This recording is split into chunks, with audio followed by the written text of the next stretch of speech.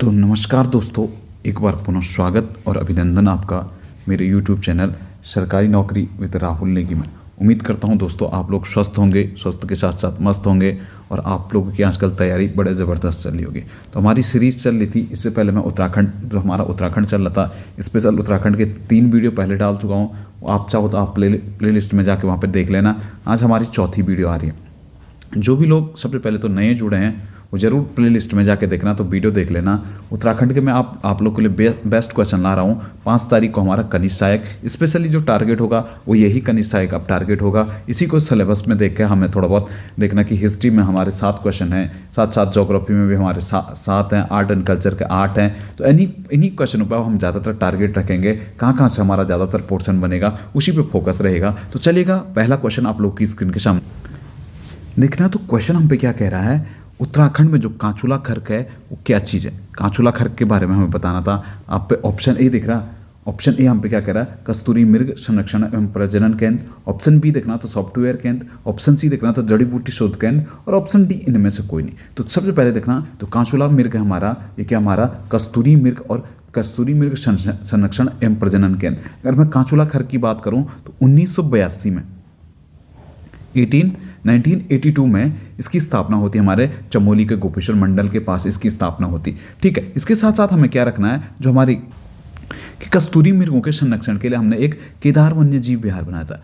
केदार वन्य जीव विहार, अगर केदार वन्य जीव विहार की बात आएगी, केदार वन्य जीव विहार की स्थापना कब हुई तो 1972 में केदार वन्य जीव की स्थापना हुई। अगर कभी आएगा कस्तूरी मृग का वैज्ञानिक नाम क्या है, अगर कस्तूरी मृग का वैज्ञानिक नाम आएगा तो मास्कस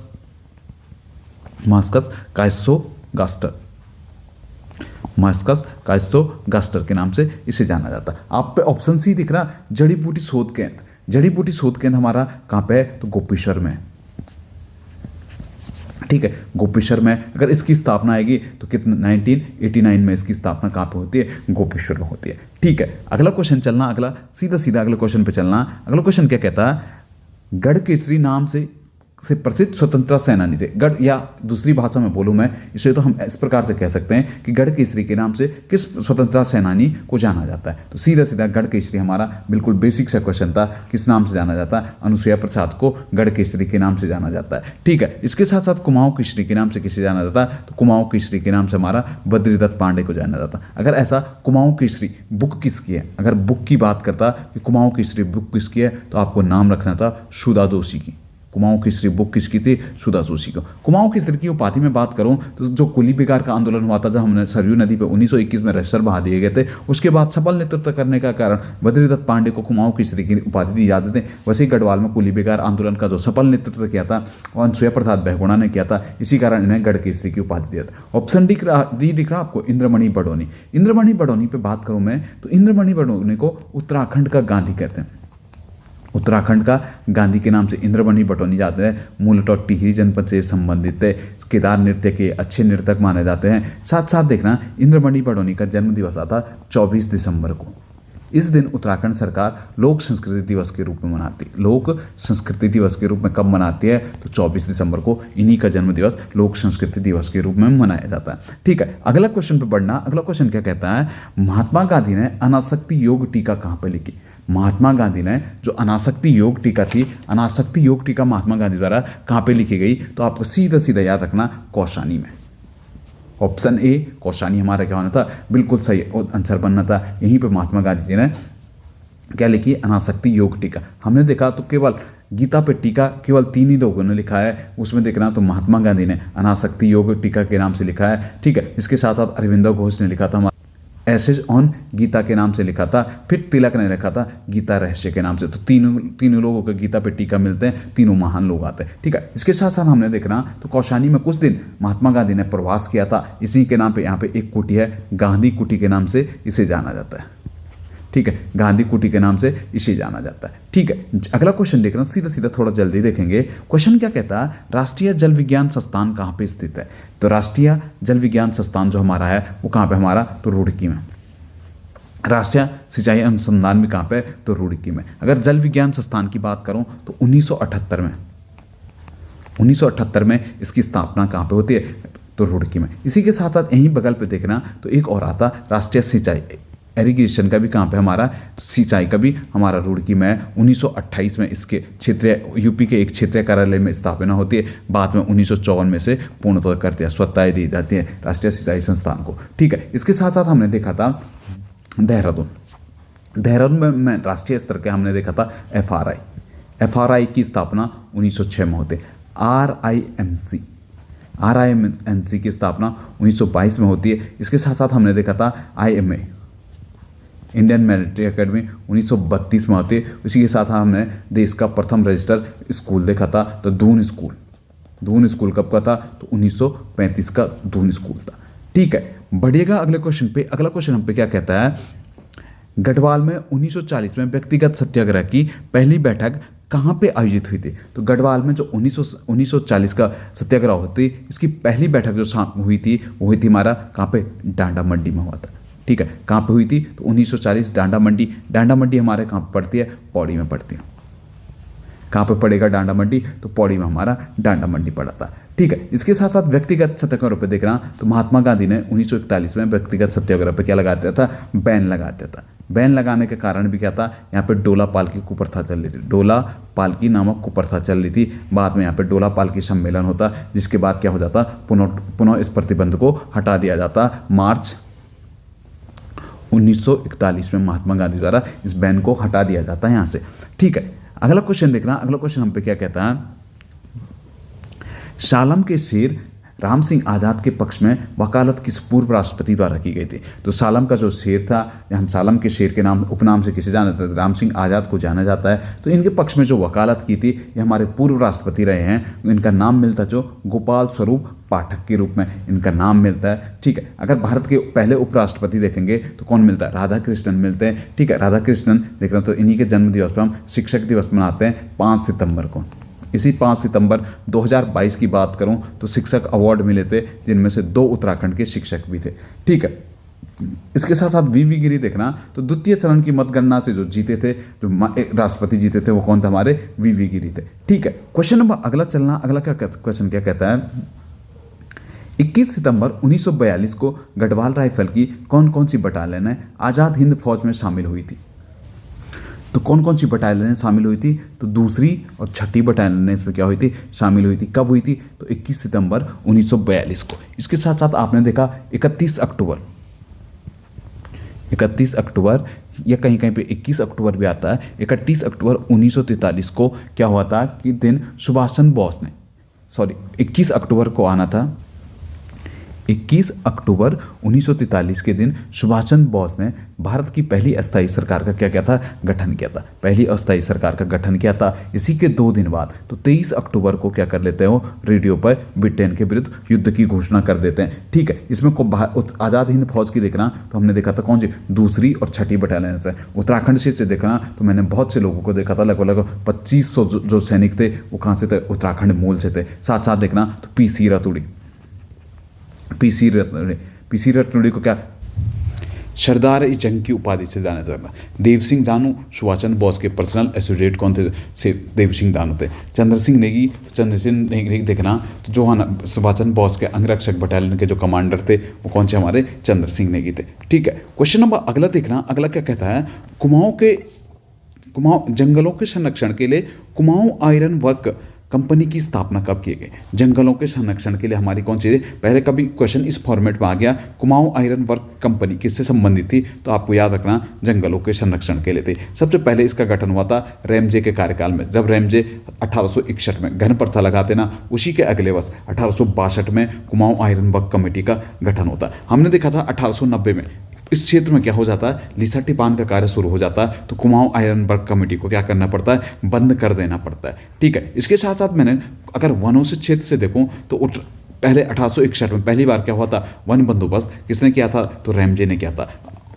1868 में देखना, तो कुमाऊं में वन विभाग की स्थापना होती है, और 1869 में देखना, तो गढ़वाल में क्या हो जाती है, हमारे वन विभाग की स्थापना हो जाती है। इसके साथ साथ आपको 1893 की अधिसूचना याद रखनी, जिसमें समस्त बेनाम भूमि को क्या कर दिया गया, या केसरे हिंद भूमि को क्या कर दिया गया था, तो सरकार की संपत्ति मान लिया गया था। ठीक है, बढ़ेगा अगले क्वेश्चन पे। अगला क्वेश्चन क्या कहता है, सहजगीर किसका प्राचीन नाम मिलता था। जो सहजगीर नाम था, किसका प्राचीन नाम हम पे सहजगीर जो नाम मिलता हमें वो मिलता है जशपुर का प्राचीन नाम मिलता है। इसके साथ साथ सहजगीर को एक नाम और मिलता है शाहजफरपुर। शाहजफरपुर शाहजफरपुर नाम भी किसका मिलता है हमें, तो सहजगिरी का मिलता है। आप ऑप्शन ए दिख रहा है आपको, नानकमत्ता। नानकमत्ता का जो प्राचीन नाम मिलता है, एक तो हम पे मिलता है बख्शी।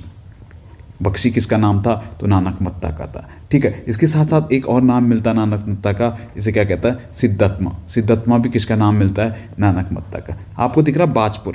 बाजपुर का जो पुराना नाम मिलता है हम पे क्या मिलता है, मुड़िया। मुड़िया के नाम से किसे जाना जाता है, बाजपुर। रुद्रपुर को देख रहा, एक तो किलवरी के नाम से जाना जाता है, दूसरा बुक्साड़ के नाम से किसे जाना जाता है, रुद्रपुर को जाना जाता है। आपने एक नाम सुना बल्ला।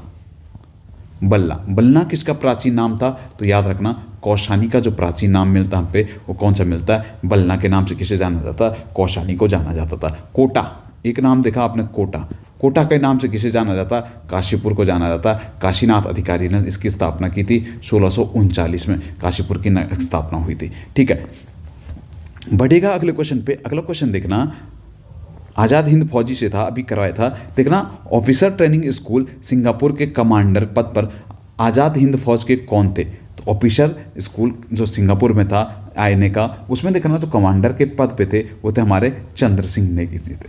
ठीक है, इसके साथ साथ आपको देखना देव सिंह दानू चमोली देवाल के थे। आपने बीच में देखा था परसों आंदोलन में इनके कोई पोते आए थे, तो व्यक्तिगत गार्ड बटालियन के जो कमांडर थे, व्यक्तिगत गार्ड बटालियन के जो हमारे जो कमांडर थे वो कौन थे, हमारे देव सिंह दानू थे। ठीक है, इसके साथ साथ आपने देखा सरदार ए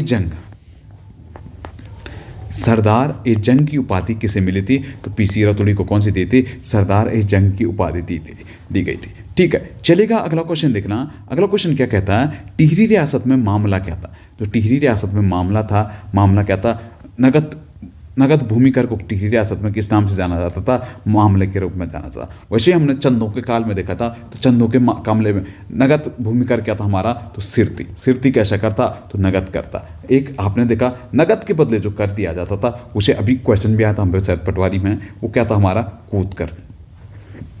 जो नगद के बदले दिया जाता था वो कूद कर होता था। आपने एक देखा शुल्क क्या था हमारा,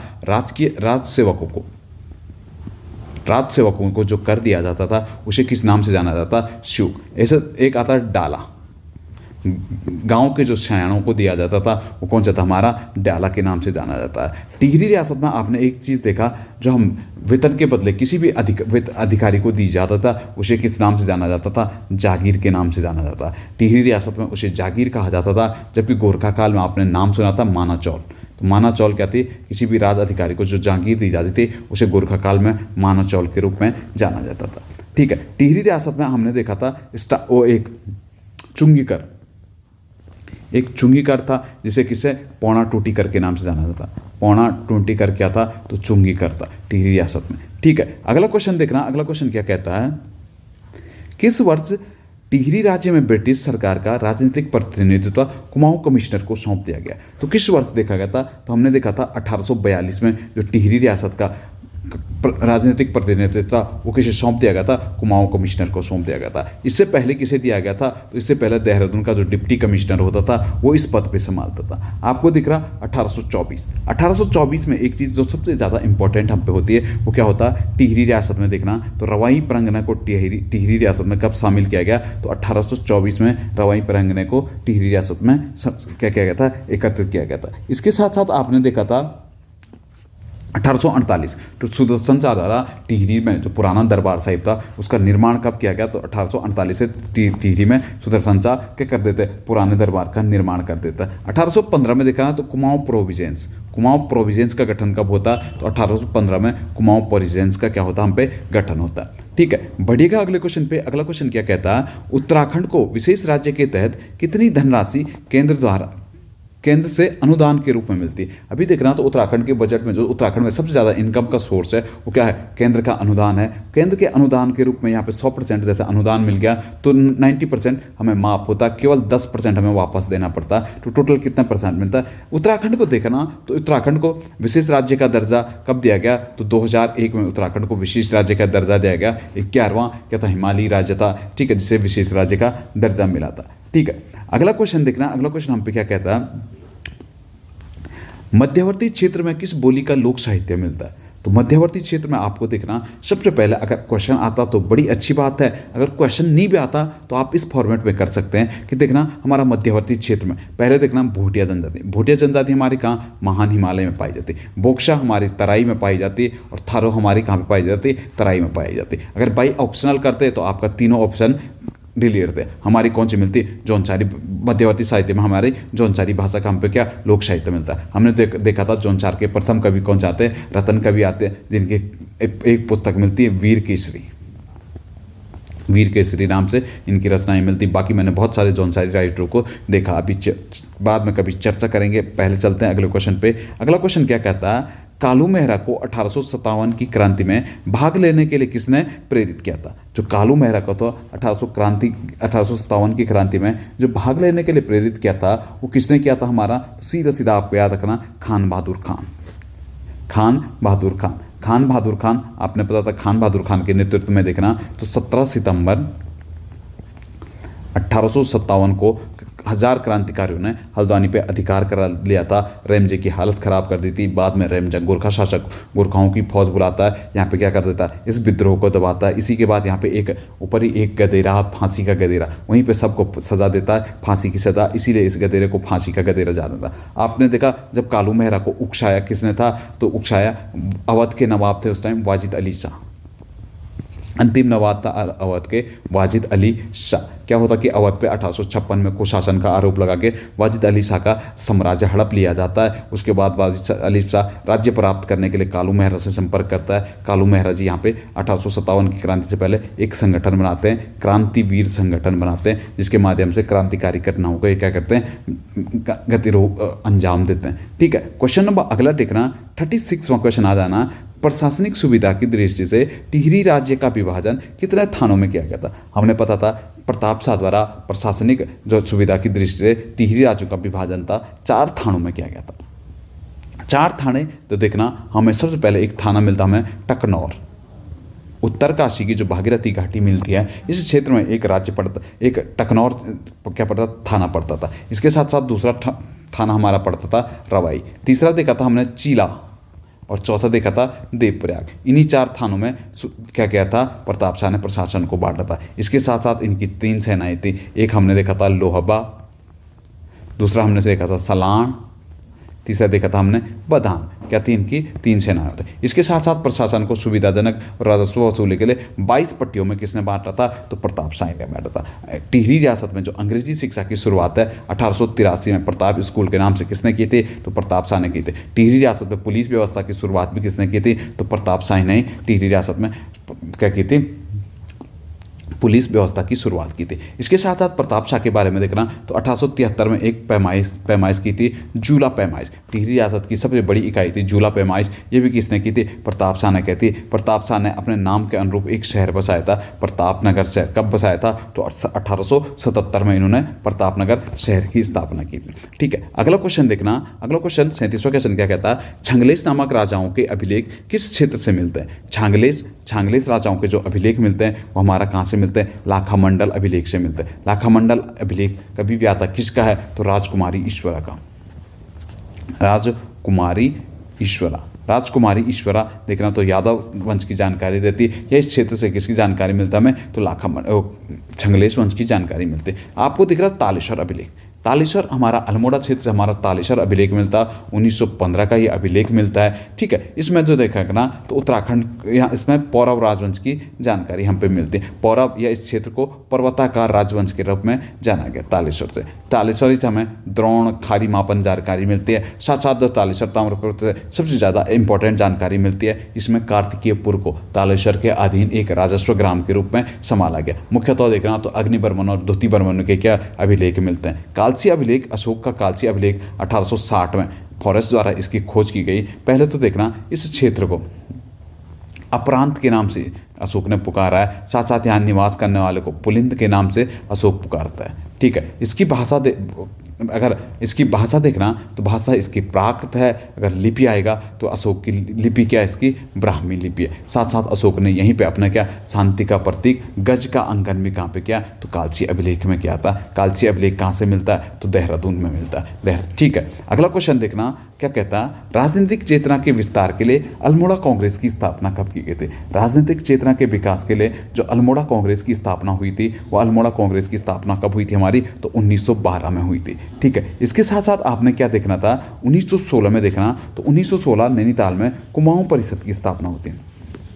ठीक है, कुमाऊं परिषद की स्थापना होती है। ठीक है, इसके साथ साथ 1918 में देखना तो गढ़वाल कांग्रेस किसकी स्थापना होती, तो गढ़वाल कांग्रेस की स्थापना कब हुई थी, 1918 में गढ़वाल कांग्रेस की स्थापना होती। आपने देखा एक सरोला सभा, तारादत्त कैरोला सरोला सभा की स्थापना कब की गई थी, 1904 में सरोला सभा। इसके साथ साथ गढ़वाल यूनियन की स्थापना कब की गई, तो 1901 में गढ़वाल यूनियन की स्थापना की गई थी। साथ साथ आपने देखा था क्षत्रिय सभा, प्रताप सिंह नेगी द्वारा 1919 में क्षत्रिय सभा की स्थापना हुई थी। साथ साथ आपने 1906 में देखा तो हुक्का क्लब, चिरंजी लाल द्वारा हुक्का क्लब की स्थापना कब की गई थी, 1906 में की गई थी। ठीक है, बढ़ेगा अगले क्वेश्चन पे। अगला क्वेश्चन क्या कहता है, ब्रिटिश काल में विकेट बंदोबस्त के अंतर्गत भूमि को कितने भागों में बांटा गया था। तो ब्रिटिश काल में हमने देखा था विकेट बंदोबस्त हुआ था। विकेट बंदोबस्त के अंतर्गत उत्तराखंड क्षेत्र की भूमियों को कितने भागों में बांटा गया था, 5 भागों में बांटा गया था। आप सभी को पता है विकेट बंदोबस्त हमारा कब हुआ था, तो 1863 से 73 के मध्य जो विकेट बंदोबस्त था, विकेट बंदोबस्त के रूप में इसे जाना जाता था। उत्तराखंड में जो वैज्ञानिक पद्धति का पहला बंदोबस्त माना जाता है वो यही विकेट बंदोबस्त माना जाता है। ठीक है, क्वेश्चन नंबर अगला देखना, और आज का लास्ट क्वेश्चन क्या कहता है, उत्तराखंड में राज्य के खेल पुरस्कार कब दिए जाते हैं। उत्तराखंड में जो राजकीय खेल पुरस्कार दिए जाते हैं वो राज्य स्थापना दिवस के दिन दिए जाते हैं, या मैं बोलूँ तो 9 नवंबर को ये पुरस्कार दिए जाते हैं। इन पुरस्कारों की शुरुआत हुई थी 2013 से, और इसमें देवभूमि शब्द जो जुड़ा था वो कब जुड़ा था, तो 2015 से देवभूमि पुरस्कार नाम जुड़ा था। अगर आपको ये पुरस्कार सारे पुरस्कार आते हैं तो लिस्ट बना के कमेंट में बॉक्स करिएगा कि पहला देवभूमि पुरस्कार जब से देवभूमि नाम लगा है तो 2015 का देवभूमि खेल रत्न पुरस्कार किस खिलाड़ी को दिया, कमेंट बॉक्स में कमेंट मारिएगा। उम्मीद है दोस्तों आप लोगों से जल्द मुलाकात होगी। तब तक के लिए बहुत बहुत धन्यवाद।